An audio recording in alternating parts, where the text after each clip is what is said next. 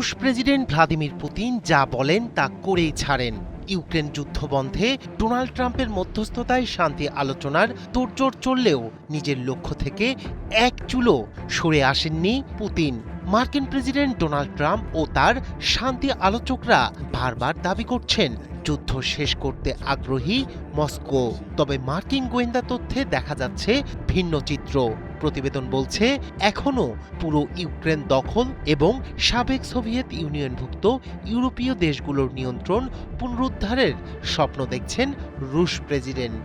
স্থানীয় সময় শনিবার মার্কিন গোয়েন্দা তথ্যের সঙ্গে পরিচিত 6টি সূত্রের বরাতে এমন খবর প্রকাশ করেছে বার্তা সংস্থা রয়টার্স। তবে ইউক্রেন কোনোভাবেই তাদের সার্বভৌম ভূখণ্ড মস্কোর হাতে তুলে দেবে না বলে সাফ জানিয়েছেন ইউক্রেনের প্রেসিডেন্ট ভলোদিমির জেলেনস্কি। ইউক্রেন যুদ্ধবন্ধে ট্রাম্পের বিশেষ দূতরা যখন রাশিয়ার সাথে দর কষাকষিতে ব্যস্ত, ঠিক তখনই এক চাঞ্চল্যকর তথ্য হাজির করেছে মার্কিন গোয়েন্দা সংস্থাগুলো।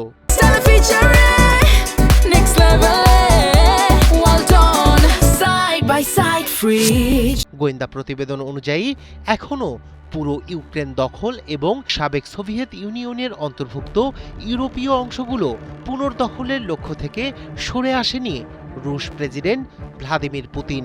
রয়টার্সের এক বিশেষ প্রতিবেদনে এমনটাই দাবি করা হয়েছে। মার্কিন প্রতিনিধি পরিষদের ইন্টেলিজেন্স কমিটির সদস্য মাইক কুইগলি জানিয়েছেন গোয়েন্দা তথ্য বরাবরই বলছে যে পুতিনের ক্ষুধা আরও বেশি। ইউক্রেনের পর পোল্যান্ড এবং বাল্টিক রাষ্ট্রগুলোতে রুশ হামলা হতে পারে বলেও আশঙ্কা করেন তিনি। বর্তমানে ইউক্রেনের প্রায় 20% এলাকা নিয়ন্ত্রণ করছে রাশিয়া। সম্প্রতি কিয়েভকে দোনেস্কের অবশিষ্ট অংশ থেকে সেনা সরিয়ে নেওয়ার জন্য চাপ দিচ্ছেন ডোনাল্ড ট্রাম্প। তবে এই দাবি প্রত্যাখ্যান করেছেন ইউক্রেনের প্রেসিডেন্ট ভলোদিমির জেলেনস্কি এবং বেশিরভাগ ইউক্রেনীয়। ইউক্রেন কোনোভাবেই তাদের সার্বভৌম ভূখণ্ড মস্কোর হাতে তুলে দেবে না বলে সাফ জানিয়েছেন তিনি। অন্যদিকে শান্তি আলোচনার গুঞ্জন থাকলেও পুতিন গত শুক্রবার জানিয়েছেন কোনো সমঝোতায় যেতে রাজি নন তিনি।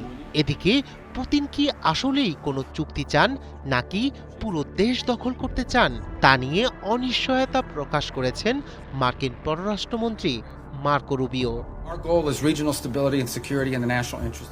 এমন পরিস্থিতিতে শান্তি আলোচনা এক জটিল সন্ধিক্ষণে দাঁড়িয়ে আছে বলে জানিয়েছেন বিশ্লেষকরা। একদিকে ট্রাম্প প্রশাসন দ্রুত যুদ্ধ শেষ করতে মরিয়া, অন্যদিকে পুতিনের সাম্রাজ্য বিস্তারের আকাঙ্ক্ষা এবং ইউক্রেনের সার্বভৌমত্ব রক্ষার লড়াই এই আলোচনাকে অনিশ্চিত করে তুলেছে বলে মত বিশ্লেষকদের। এমন পরিস্থিতিতেই ফ্লোরিডায় চলছে ত্রিপক্ষীয় শান্তি আলোচনা। রায়হান কবির শুভ্র, ৭১।